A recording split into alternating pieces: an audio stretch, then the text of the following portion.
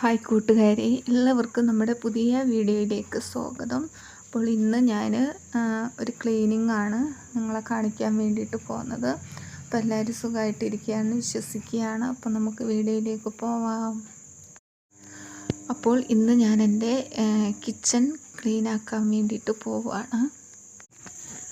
അപ്പോൾ മെയിനായിട്ട് ഞാൻ എൻ്റെ ഗ്യാസ് അടുപ്പാണ് ഇന്ന് ക്ലീൻ ചെയ്യാൻ വേണ്ടിയിട്ട് പോകുന്നത്. കുറേ നാളായിട്ടോ ഗ്യാസ് അടുപ്പ് നന്നായിട്ടൊന്ന് ക്ലീൻ ചെയ്തിട്ട്.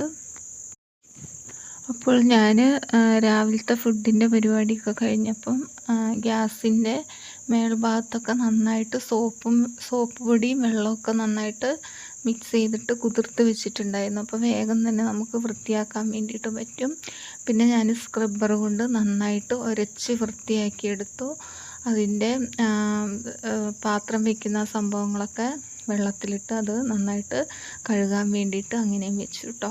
അപ്പം ഞാൻ സ്ക്രബ്ബർ കൊണ്ട് നന്നായി തുടച്ചതിന് ശേഷം ഒരു തുണിയിൽ വെള്ളം നനച്ചിട്ട് നന്നായി തുടച്ചെടുത്ത് ഗ്യാസ്. പിന്നെ ഗ്യാസിൻ്റെ അടിയും ചുറ്റുഭാഗവും എല്ലാം നന്നായിട്ട് വൃത്തിയാക്കി എടുത്തിട്ടുണ്ട്.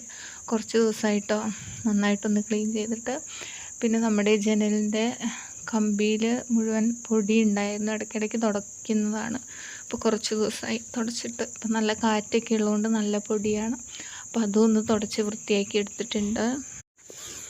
ഇപ്പോൾ കാറ്റൊക്കെ ആയതുകൊണ്ട് നല്ല പൊടിയുണ്ട്. ഇടയ്ക്കിടയ്ക്ക് തുടയ്ക്കുകയാണെങ്കിൽ നല്ല ക്ലീനായിട്ടിരിക്കും. കുറച്ച് ദിവസം തുടയ്ക്കാണ്ടിരുന്നാൽ പിന്നെ നല്ല പൊടിയായിരിക്കും. അപ്പോൾ ഇടയ്ക്കിടയ്ക്ക് ഞാൻ ഇങ്ങനെ ചെയ്യാറുണ്ട്. ഇപ്പോൾ കുറച്ച് ദിവസമായിട്ടോ ചെയ്തിട്ട്. അപ്പം ഇന്നങ്ങനെ ചെയ്യാൻ വിചാരിച്ചു. രാവിലെ ഫുഡിൻ്റെ പരിപാടിയൊക്കെ കഴിഞ്ഞു. പിന്നെ ഇതാ സൈഡിലുള്ള ടൈൽസും കബോർഡിൻ്റെ മേൽഭാഗവും എല്ലാം നന്നായിട്ട് തുടച്ചെടുക്കുക കേട്ടോ. അപ്പോൾ ഇടയ്ക്കിടയ്ക്ക് തുടയ്ക്കുന്നതുകൊണ്ട് അത്ര പൊടിയൊന്നുമില്ല, എന്നാലും പൊടിയൊക്കെ ഉണ്ട്.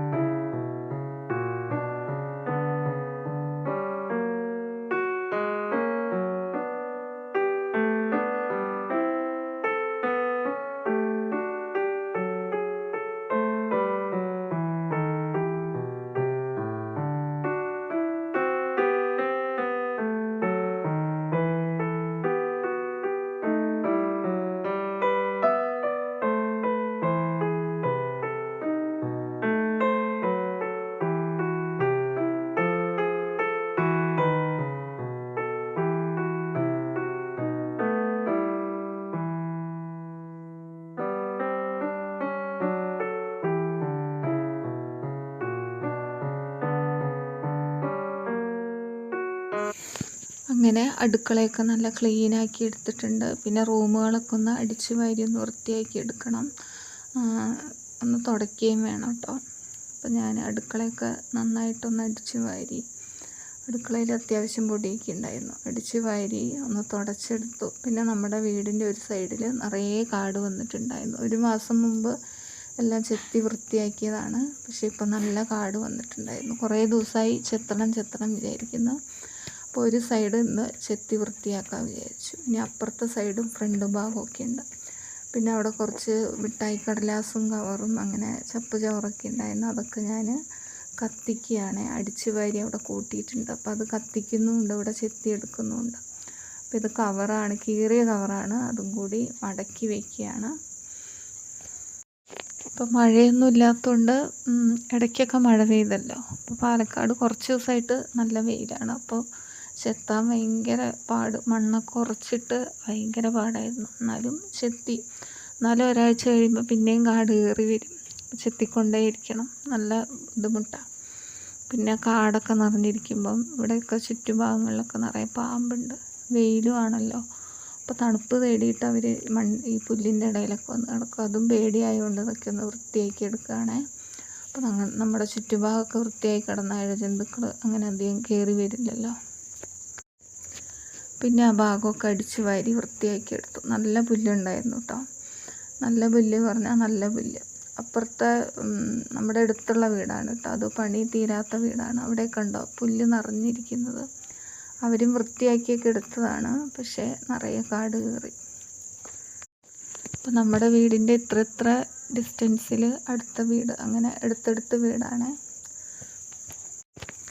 ഇത് രാവിലെ സമയമാണ്, 10 മണിയൊക്കെ കഴിഞ്ഞിട്ടാണ് ഞാൻ ചെത്താൻ വേണ്ടിയിട്ട് നിന്നത്. അപ്പം നല്ല വെയിൽ പറഞ്ഞാൽ നല്ല വെയിൽ. വൈകുന്നേരമൊക്കെ ആണെങ്കിൽ നല്ല കൊതുകായിരിക്കും. രാവിലെ ആണെങ്കിൽ കുട്ടികൾ സ്കൂളിലൊക്കെ പോകുന്നുണ്ട്, അതും പറ്റില്ല.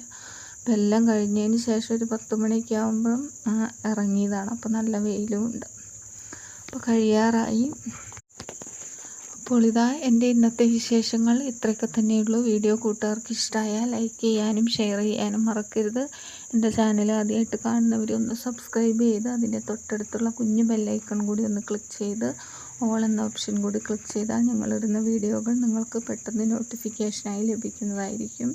അപ്പോൾ ഞാൻ ചെത്തിയ ഭാഗമാണ് കേട്ടോ ഈ കാണുന്നത്. അപ്പോൾ